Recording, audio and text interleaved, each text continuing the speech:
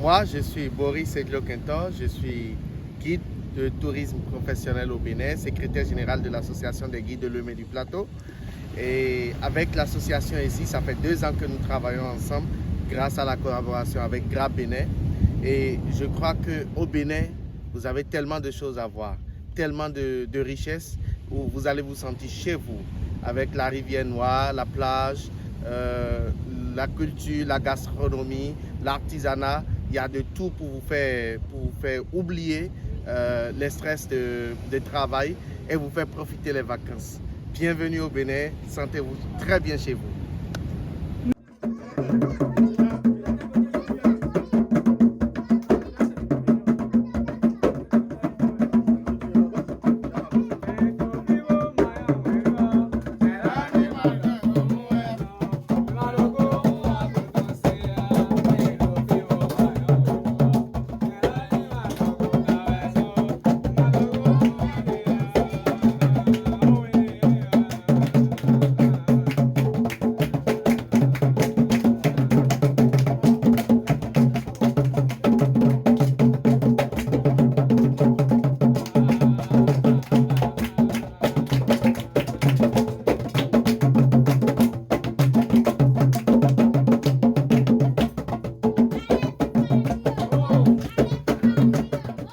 Vous avez ici M. Kiki Eric, guide de tourisme depuis Gambier.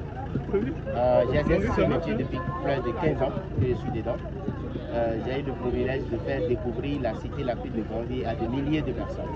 Alors Gambier d'abord, c'est un village particulier, c'est un endroit paradisiaque, c'est un très beau village qu'il faut absolument visiter. Alors je m'avais vous dit, la vie sur l'eau c'est incroyable. Quand vous allez là-bas, c'est tout un autre monde que vous verrez là-bas. Alors, il faut visiter Gambier parce que Gambier, d'abord, le nom, ça donne la paix.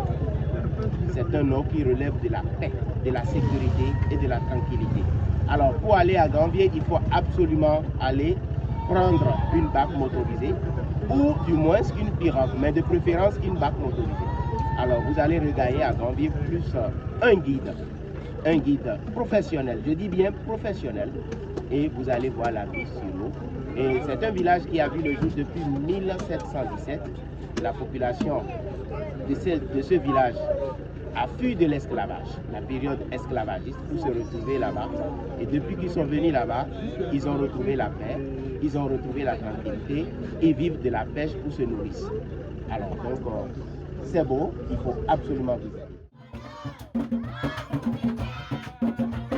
Moi, c'est Oscar Afami, guide local à Côte.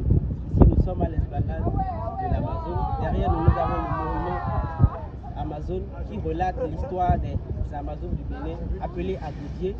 C'est des femmes guerrières qui ont combattu sous le règne de la reine Kassi Roubaix, la seule reine qui a gouverné au royaume de Dahomey. Et c'est un symbole de bravoure, de courage et de patriotisme.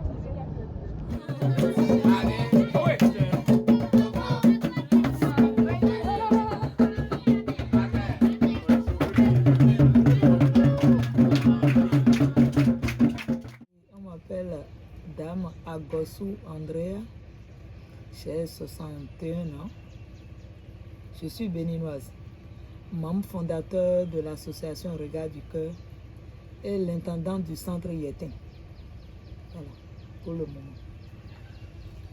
Jean Adayouhou, président de l'association Regard du Cœur et actuel directeur du centre Yétin. Elle prend en charge les activités génératrices de revenus. Donc, tout ce qui concerne l'élevage et à l'intérieur, tout ce que vous voyez comme activité, elle prend en charge.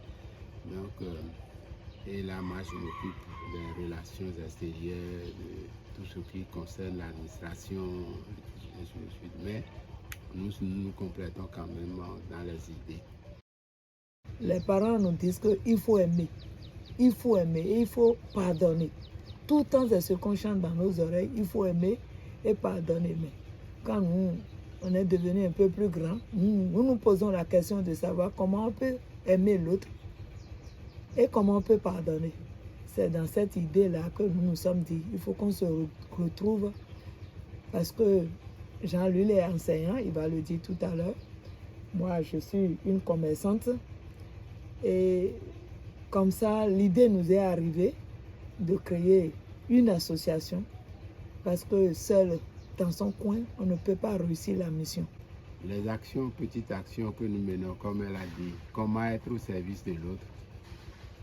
Ces actions ont fait que chaque enfant qui a le désir de travailler en classe et qui lui manque peut-être les moyens d'acheter un petit cahier, d'acheter un bic et de payer une caution, la contribution scolaire. Dans le temps, c'était 500 francs, qui ne trouvaient même pas le moyen pour pouvoir payer leur fourniture. Donc c'est ça qui nous a touché, nous.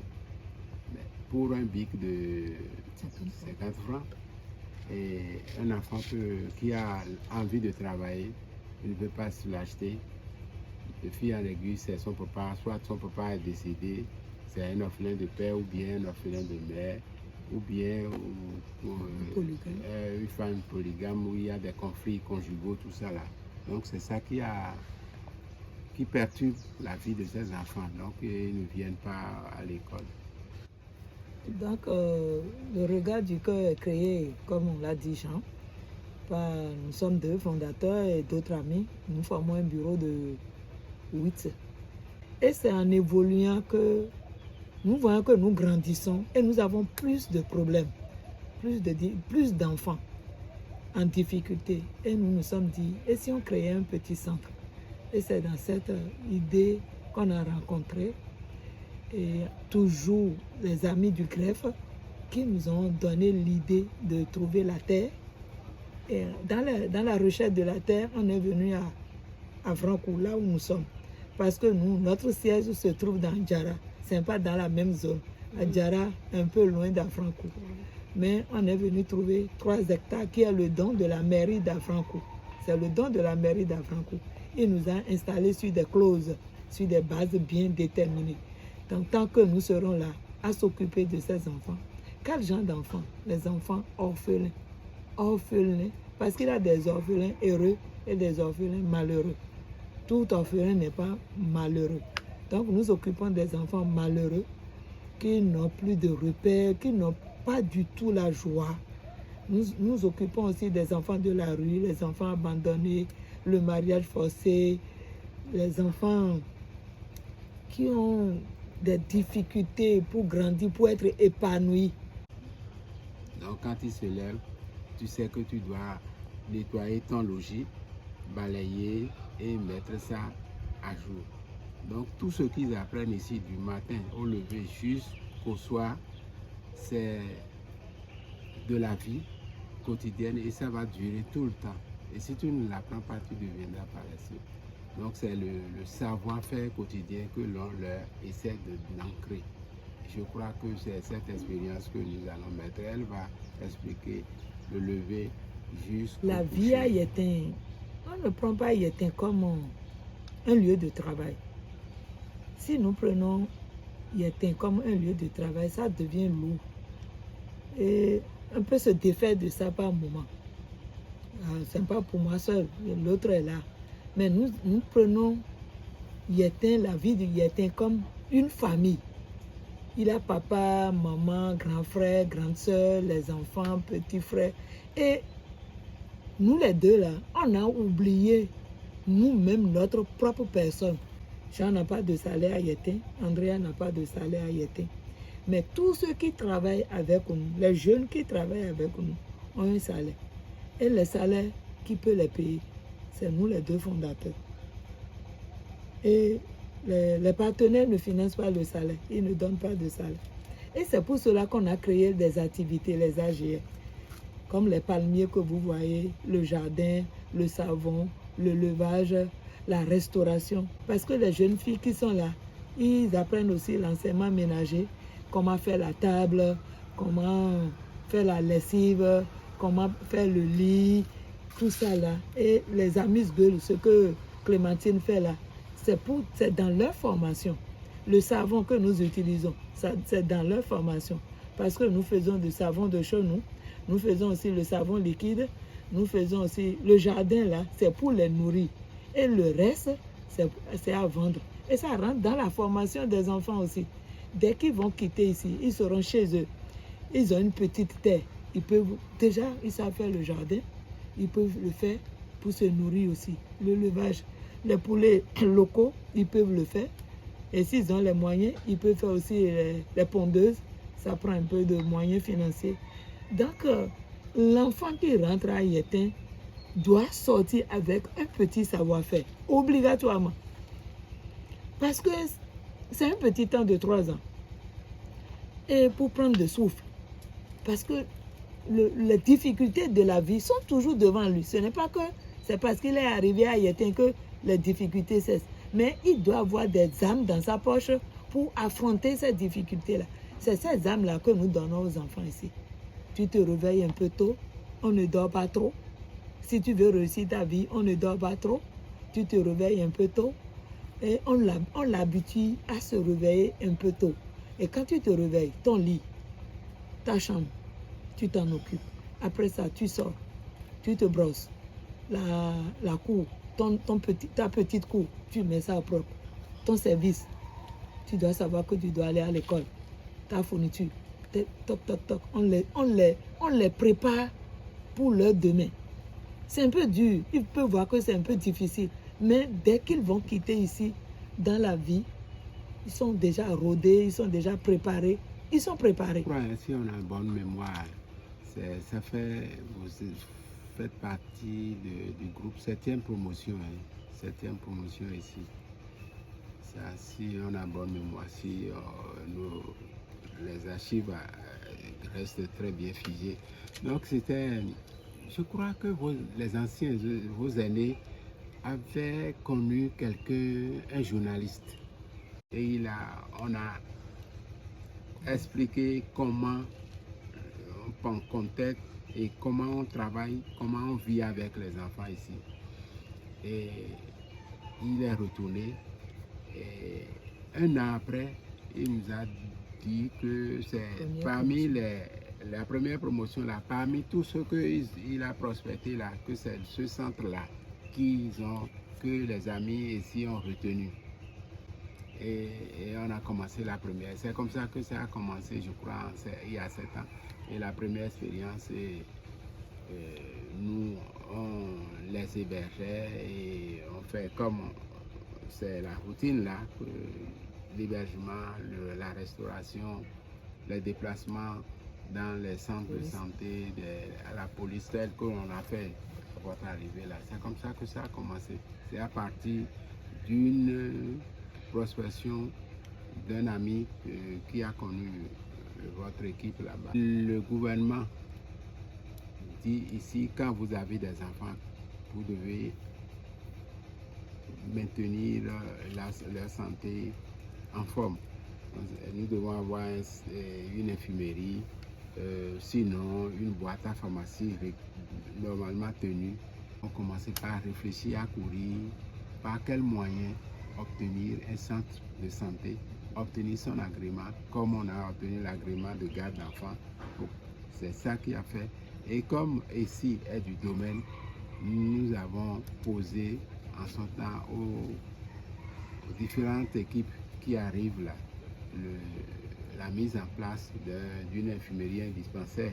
Nous on dit infirmerie, mais c'est dispensaire pour pouvoir prendre en charge les enfants qui sont à l'intérieur et ceux peut-être du village pour les aider et essayer de revoir, d'étudier un temps, soit peu la participation financière, sociale, quoi, pour les aider si ils ont l'habitude de voir 400 pour la consultation. Ici, ça peut être 200 pour pouvoir nous aider à l'entretien aussi des bâtiments, puisqu'il ne faut pas souvent attendre un an pour pouvoir entretenir ici. Désormais, c'est 50 enfants comme capacité. Obligatoirement, vous devez avoir un centre de santé et vous avez, les différentes équipes d'ici contribuent à l'évolution. Et on passe par ce biais-là pour remercier toute l'équipe qui est passée là.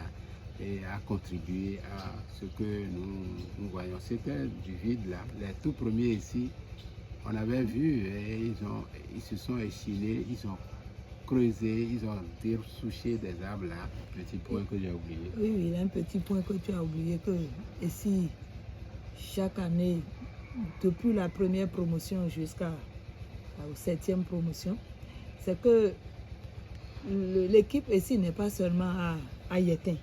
Il est aussi dans l'arrondissement, dans les centres de santé, la commune d'Avrancourt. Chaque année, ils mettent assez de sous dans le matériel, achat de matériel. Ils sillonnent au moins 6 centres de santé chaque année avec leurs besoins. Les centres de santé ont des besoins, les appareils, les outils de travail. Ils en demandent et ils en achètent. Ils mettent aussi des millions dans ces centres de santé parce qu'ils ont pris par la mairie pour connaître Yetin. Donc, les maires passés et le maire actuel savent que ici est une association qui aide beaucoup la commune d'Avrancourt. Ce n'est pas un nom caché dans la commune d'Avrancourt. Ici est déjà gravé dans les archives de la commune d'Avrancourt. Donc, parce ils se donnent trop un peu dans les centres de santé. Si c'est la santé, dans n'importe quel centre de santé d'Avrancourt, tu passes, tu vas voir l'étiquette d'ici, dans ces centres-là. Pour nous donner, nous aussi, on vous dit merci par ce petit geste-là. Donc, les enfants, les mamans peuvent passer pour les premiers soins de palu, traitement de plaies, en tout cas des maladies que nous pouvons gérer. C'est les maladies qui dépassent notre compétence, on les envoie dans les grands centres là-bas. Et voilà. Et aussi, vous devez voir, nous avons créé une école maternelle. Une école maternelle, c'est toujours pour aider ces enfants orphelins de la zone. La façon dont Jean et moi, nous vivons, les gens pensent que nous formons mari et femme. Parce que nous faisons tout pour montrer aux enfants que... Moi, je fais tout pour montrer aux enfants que Jean est votre père. Et moi, je suis votre mère. Surtout ces enfants de la rue, ces enfants orphelins. Je leur donne la rigueur d'éducation que j'ai donnée à mes enfants, l'amour, la tendresse que je donne à mes enfants. En tout cas, le style d'éducation que j'ai donné aux miens, on fait tout pour leur donner ça. Et Jean et moi, nous vivons d'une manière... Même si il arrive, on a des accrochages, hein. Il arrive un moment où on ne se comprend pas. Mais on ne le montre jamais aux enfants. Donc, on a voulu mettre l'image de la famille. Et c'est pour cela, beaucoup sont partis. Mais malgré ça, ils nous appellent toujours pour dire « Bonjour maman, comment ça va? Je reviendrai en vacances. Hein? C'est maman, c'est maman. » Et là-bas, c'est le directeur. Bon, comme le nom directeur, ils savent dans leur cœur que c'est papa. Et donc, on a voulu mettre la vie de famille. Et en famille, on finit de manger. Toi, tu laves les plats. Moi, je range la table. Toi, tu balayes le refais-toi. C'est tout ce qui se passe dans une famille que nous avons installée ici. Nous ne sommes pas à l'internat. La vie de l'internat, ton papa paie la caution et tu es là, tu ne fais rien, et tu vas au dortoir, tu vas à l'école, tu reviens, tu dors. Non, non, non, non.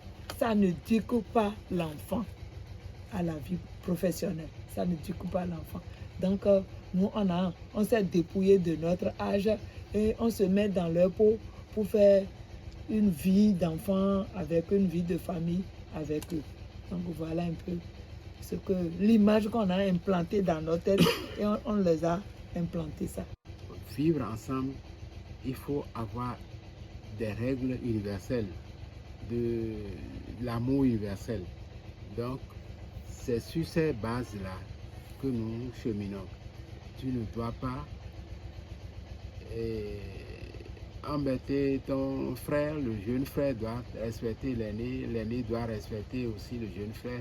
Il y a le respect de la hiérarchie et la génération ici que nous instaurons et que l'entraide est obligatoire. Et d'ailleurs, on se complète dans la vie. C'est pourquoi, dans les activités, vous allez voir, même si nous restons debout, généralement, moi, je reste à l'écart, je les observe, eux-mêmes, ils savent. C'est ancré en eux. Ils savent dans leur subconscient que après tel travail, on doit faire ceci.